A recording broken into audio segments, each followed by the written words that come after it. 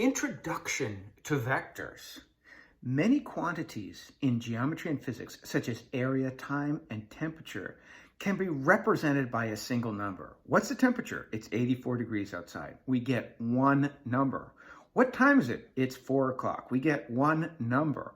What's the area of the table? It's 15 meters squared. Well, that would be a big table, wouldn't it? We get a single number. Other quantities, such as force and velocity, involve both a magnitude and direction. So that's the first thing we need to know. Vectors have both a magnitude and a direction, and they cannot be completely characterized by a single real number. To represent a vector, you can use directed line segments. Now, here is a line segment. It starts at point P, so we call point P the initial point, and goes to point Q, so we call that the terminal point. How do I know, just looking at it, it's a vector from P to Q and not from Q to P? Well, because the arrowhead tells me that Q is my terminal point. So the arrowhead points to the terminal point. And so we call this vector PQ. So I write P to Q because I'm starting at P, initial point, and ending at terminal point Q. And I draw a little, looks like half an arrow. I go down and up like that or across and up like that to show you it's a vector from P to Q.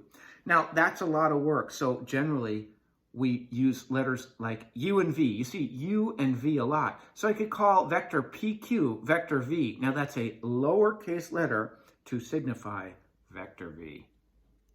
Vector V signifies vector PQ. Here's something I love about vectors. Let's call this vector W, for example.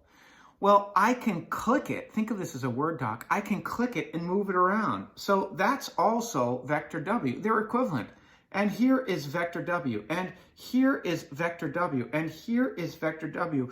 I can click and move them around.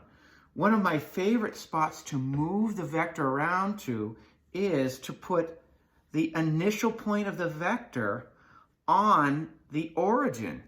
And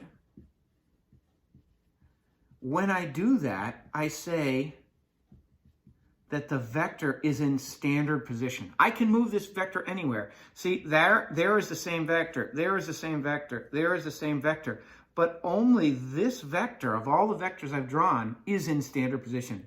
Its tail or its initial point is on the 0, 0 origin. That's standard position.